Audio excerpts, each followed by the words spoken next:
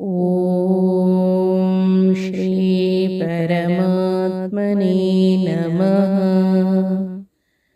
ಶ್ರೀ ವಿಷ್ಣು ಸಹಸ್ರನಾಮ ಸ್ತೋತ್ರಂ. ಓಂ ಶ್ರೀ ಗುರುಭ್ಯೋ ನಮಃ. ಹರಿ ಓಂ. ಸಹಸ್ರನಾಮ ವಿವರಣೆ. ಸ್ತೋತ್ರಂ ಸಪ್ತಚತ್ವರಿಂಶತ್ 47 47. ಇಷ್ಟೋ ವಿಶಿಷ್ಟಃ ಶಿಷ್ಟೇಷ್ಟಃ ಶಿಖಂಡಿ ನಹುಷೋ ವೃಷಃ ಕ್ರೋಧಃ ಕ್ರೋಧಕೃತ್ಕರ್ತ ವಿಶ್ವಬಾಹುರ್ಮಹೀಧರಃ. 308ನೇ ನಾಮ ಇಷ್ಟಃ. ಯಾವುದೇ ಒಂದು ವಸ್ತುವನ್ನು ಗೌರವಿಸಿ ಆದರಿಸಬೇಕಾದರೆ ಅದು ನಮಗೆ ಇಷ್ಟವಾಗಬೇಕು. ಭಗವಂತನ ರೂಪಗಳು ಹಲವು ಹಾಗೂ ಒಬ್ಬೊಬ್ಬರಿಗೆ ಒಂದೊಂದು ರೂಪ ಇಷ್ಟ. ಇಲ್ಲಿ ಇಷ್ಟ ಎಂದರೆ ನಮ್ಮ ಪ್ರೀತಿಗೆ ಪಾತ್ರವಾದ ವಸ್ತು. ಭಗವಂತ ಎಲ್ಲರೂ ಪ್ರೀತಿಸಬೇಕಾದ ವಸ್ತು. ಇನ್ನೊಂದು ಅರ್ಥದಲ್ಲಿ ಇಷ್ಟ ಎಂದರೆ ಎಲ್ಲ ಯಾಗಗಳಿಂದ ಆರಾಧಿಸಲ್ಪಡುವವನು. ಗೀತೆಯಲ್ಲಿ ಹೇಳುವಂತೆ ಅಹಂ ಹಿ ಸರ್ವಯಜ್ಞಾನಾಂ ಭೋಕ್ತಾ ಚ ಪ್ರಭುರೇವ ಚ. ನಾವು ಯಾವುದೇ ದೇವತೆಯ ಕುರಿತು ಯಾಗ ಮಾಡಿದರೂ ಅದು ಕೊನೆಗೆ ತಲುಪುವುದು ಅಂತರ್ಯಾಮಿಯಾದ ಭಗವಂತನನ್ನೇ. ಹೀಗೆ ಎಲ್ಲ ಯಾಗಗಳಿಂದ ಆರಾಧಿಸಲ್ಪಡುವ ಎಲ್ಲರಿಗೂ ಇಷ್ಟನಾದ ಇಷ್ಟದೇವ ಭಗವಂತ ಇಷ್ಟಃ. 309ನೇ ನಾಮ ಅವಿಶಿಷ್ಟಃ.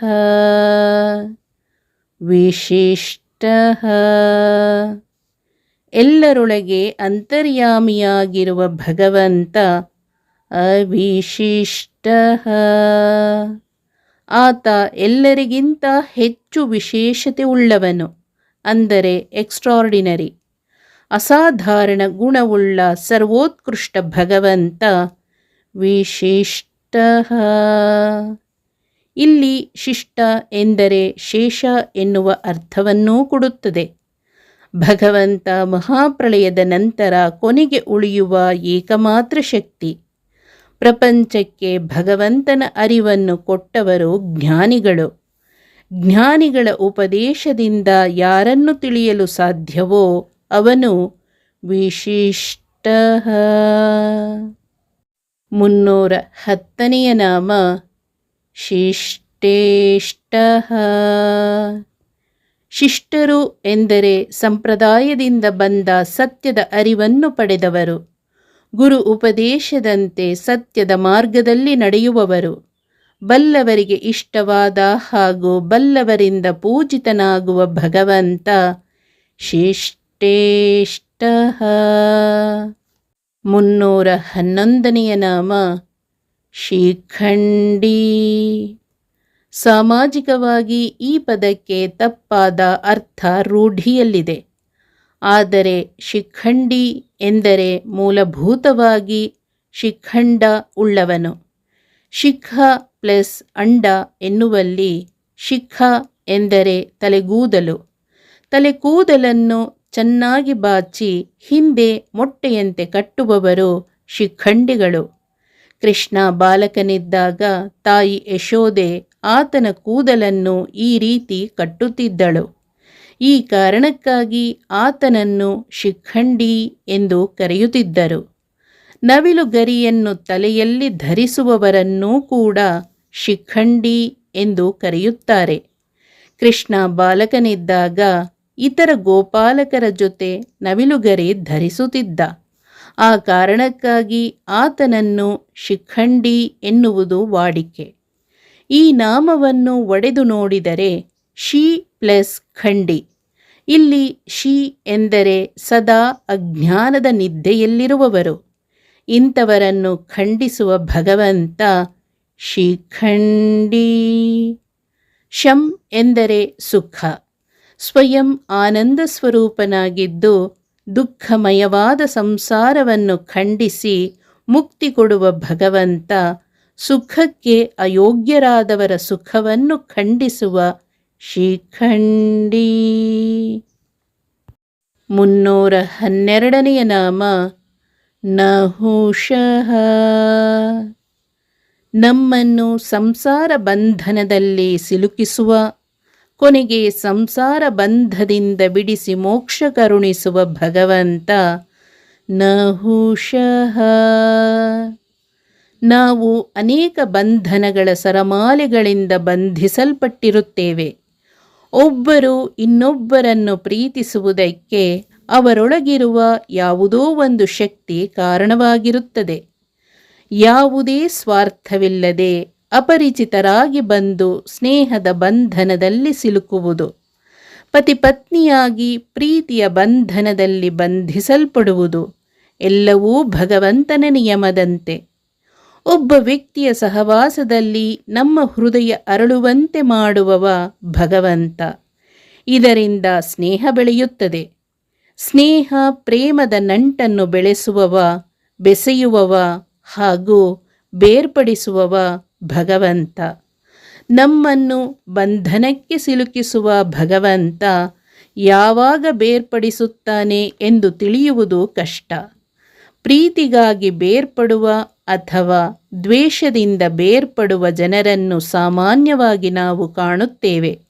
ಹೀಗೆ ಬಂಧನದಲ್ಲಿ ಸಿಲುಕಿಸುವ ಹಾಗೂ ಬಂಧನದಿಂದ ಬೇರ್ಪಡಿಸುವ ಭಗವಂತ ನಹುಷಃ.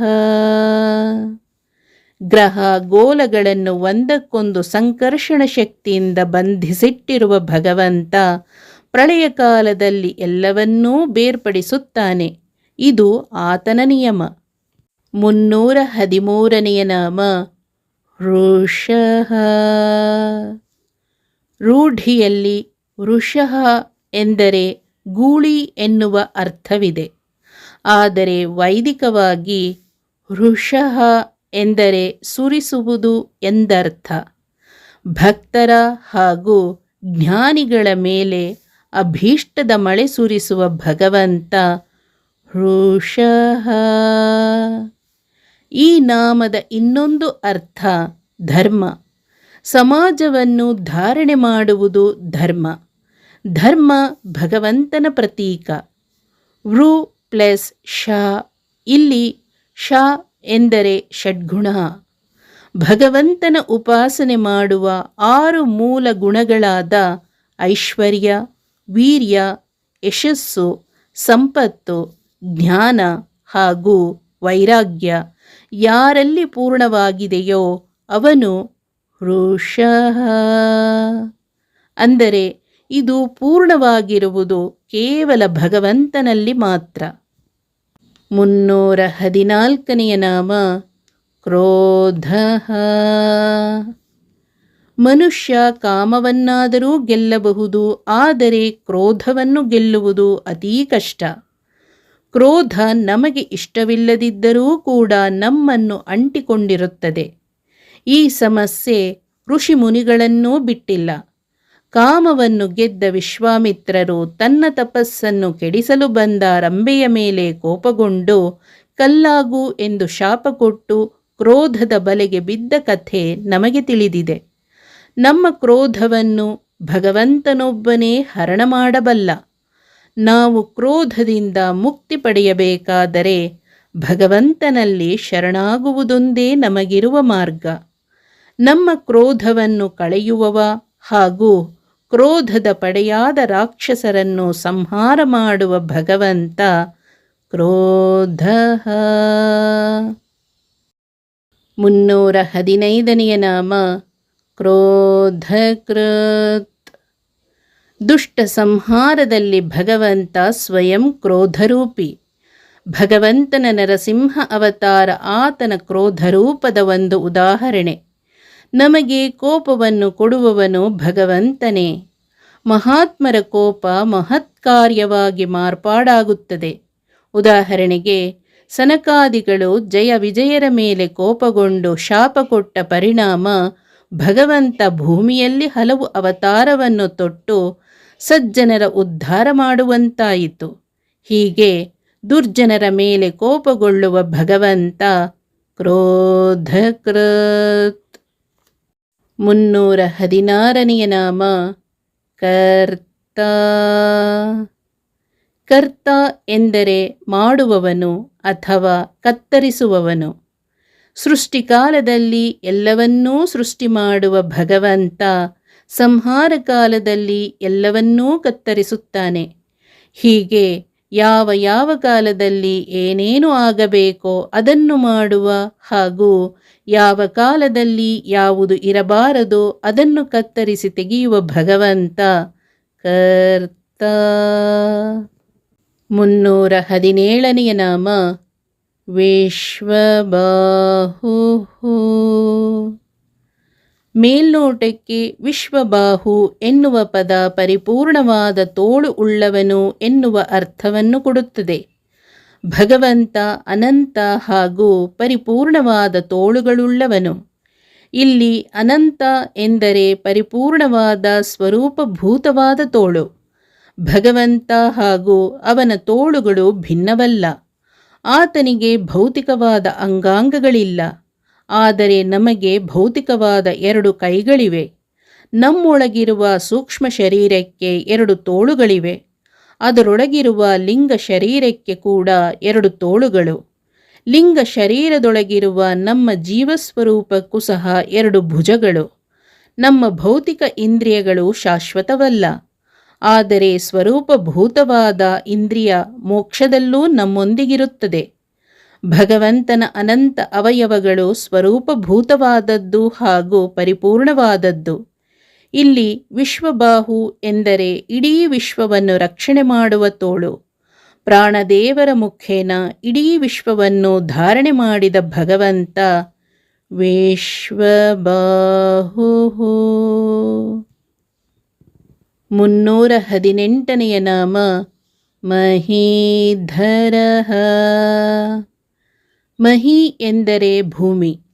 ಭಗವಂತ ಇಡೀ ಜಗತ್ತನ್ನು ಧರಿಸಿರುವುದಷ್ಟೇ ಅಲ್ಲದೆ ಪ್ರತಿಯೊಂದು ವಸ್ತುವಿನೊಳಗಿದ್ದು ಅದನ್ನು ಪ್ರತ್ಯೇಕವಾಗಿ ಧರಿಸಿದ್ದಾನೆ. ಭೂಮಿಯೊಳಗಿದ್ದು ಭೂಮಿಯನ್ನು ಧರಿಸಿರುವ ಭಗವಂತ ಮಹೀಧರ. ಗಾಯತ್ರಿಯಲ್ಲಿ ನಾವು ಉಪಾಸನೆ ಮಾಡುವ ಭಗವಂತನ ಒಂದು ರೂಪ ಮಹೀರೂಪ. ಸಮಸ್ತ ವಾನ್ಮಯಗಳಿಗೆ ಕಾರಣನಾದ ವಾಕ್ ನಾಮಕ ಭಗವಂತನ ರೂಪ. ಪೃಥ್ವಿಯಲ್ಲಿರುವ ಪೃಥ್ವಿನಾಮಕ ಭಗವಂತನ ರೂಪ. ನಮ್ಮೊಳಗಿರುವ ಬಿಂಬರೂಪಿ ಭಗವಂತನ ರೂಪ ಹಾಗೂ ಸೂರ್ಯಮಂಡಲದಲ್ಲಿ ಸನ್ನಿಹಿತನಾದ ಭಗವಂತನ ರೂಪ. ಈ ಎಲ್ಲ ರೂಪವನ್ನು ಗಾಯತ್ರಿಯಲ್ಲಿ ಸ್ತ್ರೀ ಹಾಗೂ ಪುರುಷ ರೂಪದಲ್ಲಿ ಉಪಾಸನೆ ಮಾಡುತ್ತಾರೆ. ಹೀಗೆ ಗಾಯತ್ರಿ ಪ್ರತಿಪಾದ್ಯನಾದ ತನ್ನ ಎದೆ ಹಾಗೂ ತೊಡೆಯಲ್ಲಿ ಲಕ್ಷ್ಮಿಯನ್ನು ಧರಿಸಿರುವ ಭಗವಂತ ಮಹೀಧರ. ಹರಿ ಓಂ. ಶ್ರೀಕೃಷ್ಣಾರ್ಪಣಮಸ್ತು.